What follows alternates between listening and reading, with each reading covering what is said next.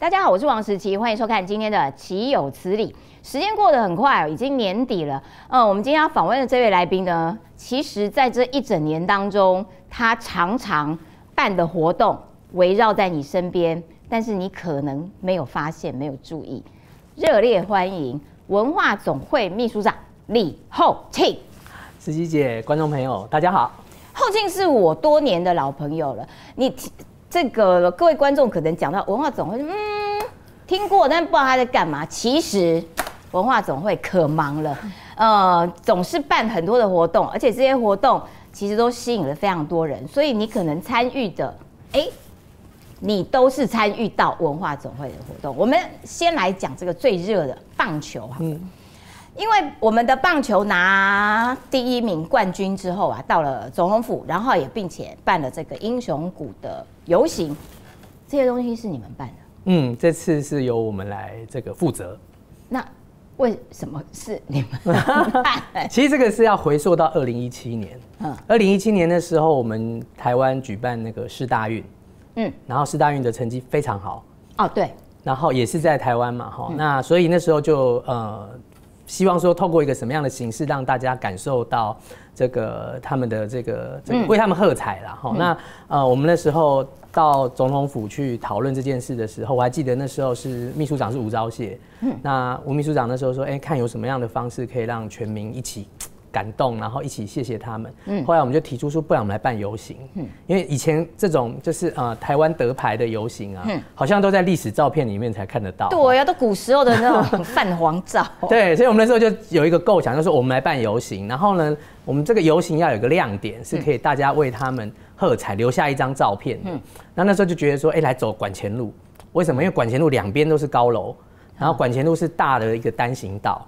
然后我们去塑造一个类似英雄谷的氛围，所以在那一次第一次尝试用这个方式，然后同时在那边撒这个纸花，那效果就非常好。那后来大概有几年也有用这样的一个形式，在国庆的这个国庆大会后的游行这样做。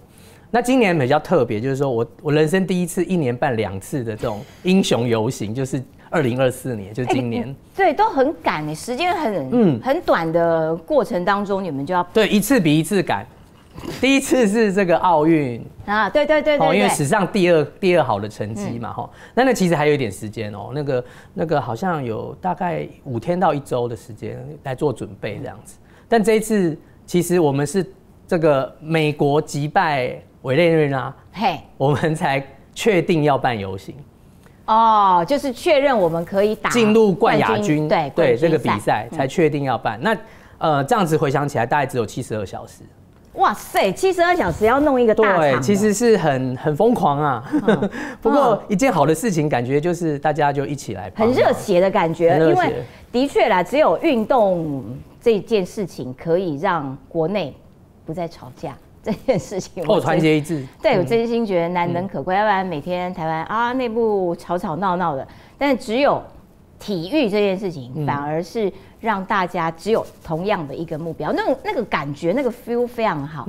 然后所以你们在72小时之内要办进府里面的这些装潢布置啦、典礼的设计啊，然后以及英雄谷。那你们有看到陈杰宪哈？有啊，当然有。那你们有跟他合照吗？没有，我们真的吗？我们执行任务啊，不行。好，那你们有看到这个家政吗？有啊，有。但是你们都没有这个，因为我们要看到他们才能够按那个纸花的按钮啊。我们有分好几波来这个，所以你们没有自己偷藏私啊，跑去先合照一段？没有，因为整个忙完了才发现，对啊，没有合照，没有啦。怎么可以没有合照？其实我们在执行这个过程大概都是先把事情完成，对。那这么短的时间之内办这些活动，办这个活动啊，你觉得最大的困难是什么？还有你觉得你看到最感动的，你有没有像很多人一样都会感动到眼眶泛泪？其实一定是会的。那最大的困难大概就是要在快速的时间内决定好几件事情。比如说像府内的接见，当然有一定的程序大概可以依循。可是，比如像游行路线这件事情，就要赶快敲定，因为它牵涉到警察，牵涉到这个整个路线要怎么安排。那还有就是说，这个沿路我要怎么设置相关的一些就是给他们加油的事情。所以我才说，困难点就是要赶快把这些定案。那感动点呢，就是说这些事情定案，按照以往的经验，可能结合不同的单位啊，往往都要很长的时间。可是像我刚刚讲，当这个美国赢了委内瑞拉，确定要办这个大游行的时候，我们电话就开始打了。好，那一方面请府这边来协助我们跟几个部会来说，包含国防部，然后警政署，好，然后甚至还有台北市的环保局。好，国防部对，国防部提供了什么？国防部这次帮超大的忙，整个车队的车辆都是由国防部的这个运输那种军用卡车，他们是用军用卡车、军用吉普车来支援。那第二个呢，星战大队还支援了喊话车，所以沿线里面有在播放那个音乐啊，就是他们的喊话车来播放的。然后还有那个3立的主持人唱歌很难听那个，然后还有快反联的重机来做开导。对，所以其实72小时之内你们是跨部会协调合作，国防部、警政署，然后还有台北市环保局。因为他们要扫纸花。对，其实他们是应该最被致敬的。对，因为纸花我本来要安排一趴是那个他们还没来之前，让他们先走这个英雄谷，给大家欢呼一下。因为他就会是这个整个完成之后的幕后英雄啊。所以他们很客气，他们说不用这样子。对，好，那也让这个万人空巷，大家都跑去帮英雄们这个加油打气啊，然后很多人说杰宪，你老婆在这啊，诸如谁家政，你老婆在这，就是满满的。其实那个过程当中，的确是看到了台湾只要内部团结，可以非常强。所以那个感动其实是透过运动来这个展现给大家看。那可是你们会不会遗憾说办完了之后啊？台湾又回到了日常的吵闹，我们就是尽量要给正面能量啦，就是我们。所以文总一直在扮演、发挥一个正能量的角色。团结、正能量，然后讲台湾的故事。因为我觉得让台湾人认识自己，其实是一直要做的事情。赖清德总统好像有接见这些什么，然后就提醒文总，对，不是提醒啦，他就是希望文总继续的这个要走台湾way ，WAY 那个台湾路，这是什么意思？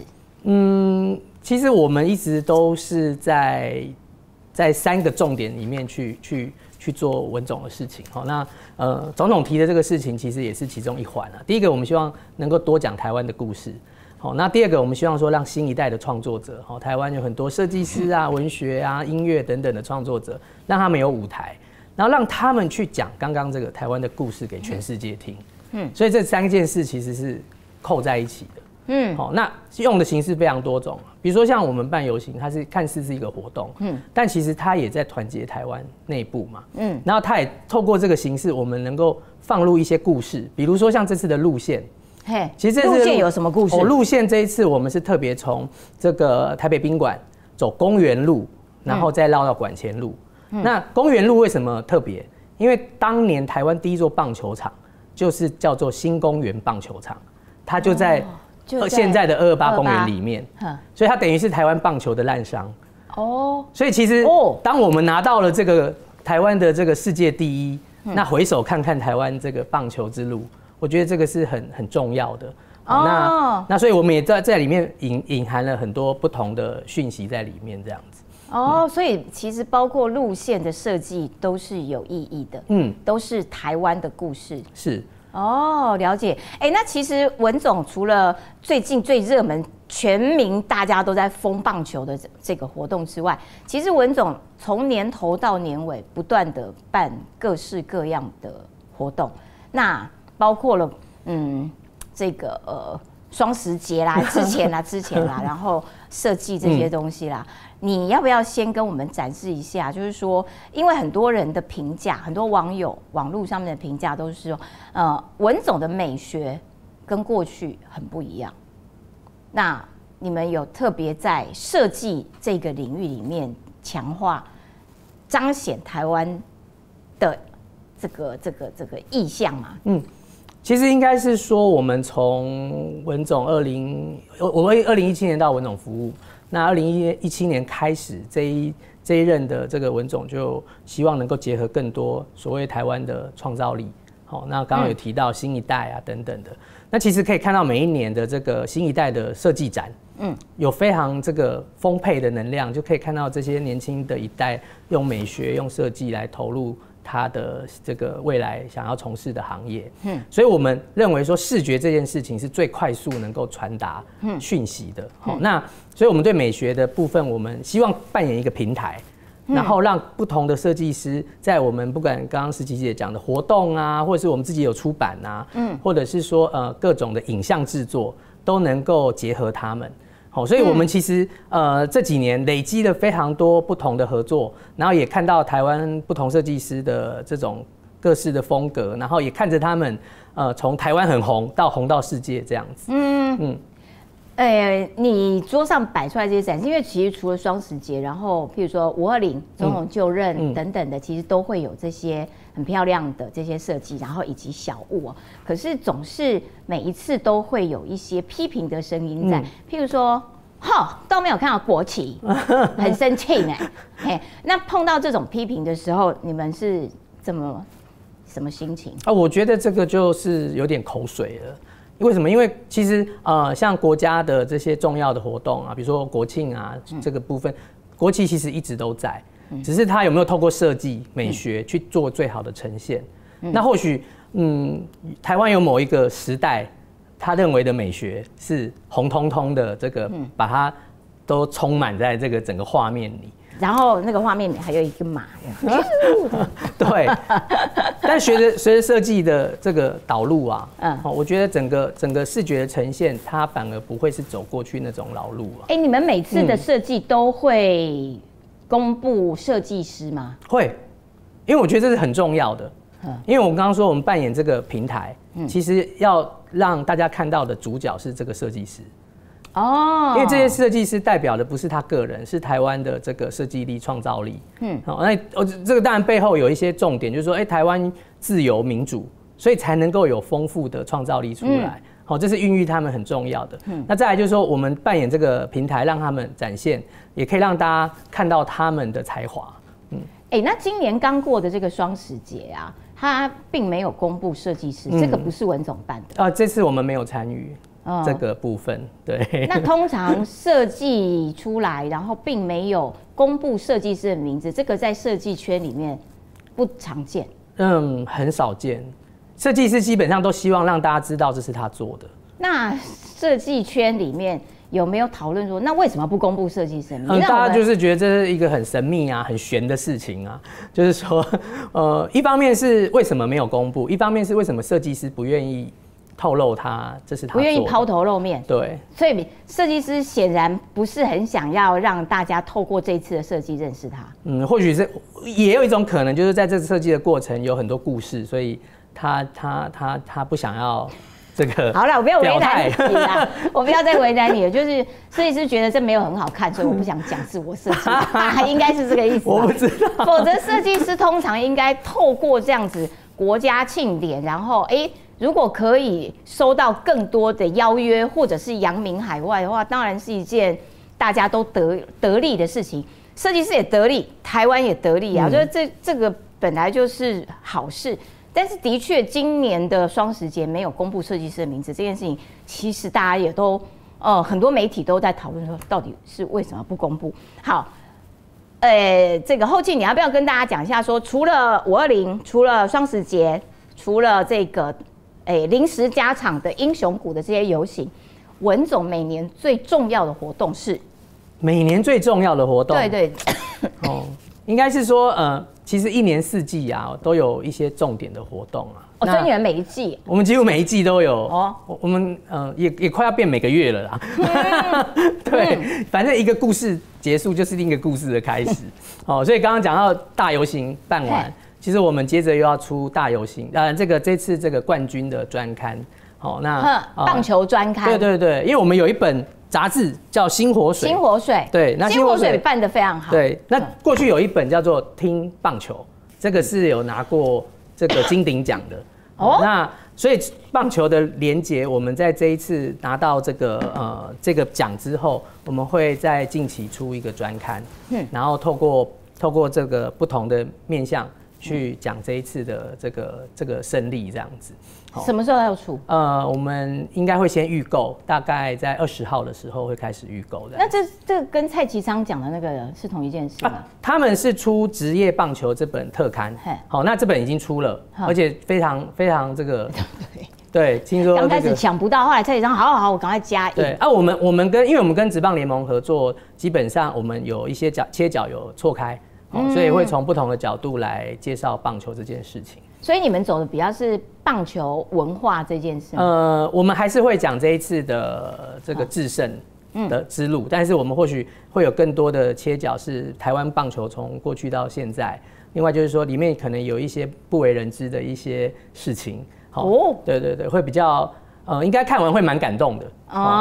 对。所以你刚刚说什么时候？就是你们会先预购？我们会在网络上预购，在这个应该是博客来跟诚品上面预购。所以什么时候会？应该在20号会预购，现在正在赶工当中。12月20号，就这几天嘛。对。就这几天开始预购。对，了解。好的，那你刚刚提到说文总现在本来每一季都有一个活动，可是现在几乎是每个月，你们还办了什么？城南有意思啊，城南有意思是春天，然后像今年夏天是夏天是什么？夏天是总统府音乐会，叫自由之力，在两厅院广场，那是为了为奥运选手加油。那所以每一年都有总统府音乐会，明年的现在也在筹备当中。然后到了这个10月是这个国庆光雕。就是说虽然今年没有参与国庆的一些活动设计，但是因为总统府在这几年都有光雕，对，我们也透过总统府这个建筑的载体去讲台湾的故事，在每一年国庆光雕，国庆的时候来做这个光雕。像今年就是讲这个漫画，从当年台湾第一本这个叶宏甲的这个诸葛四郎，一路讲到现在，台湾已经有非常多的漫画家，甚至拿到国外的奖项，将他们的作品 IP 呈现在总统府上面这样子。这是10月。那11月我们在万华有办一个这个结合地方信仰的万华大闹乐，这个是结合青山宫的这个祭典，然后我们把音乐跟市集带进去，这是11月。那12月就是刚刚讲的大游行。那紧接着呢，除了刚刚要出这个特刊，我们我们现在也正在跟那个职棒联盟筹备一个展览。那这个部分职棒联盟筹备展览，对，有一个成功冠军之路的展览，对。那个他们已经打出来的那个全垒打球，就是这一次有一些很经典的一些展品会呈现，但不过细节要让他们公布这样子。了解。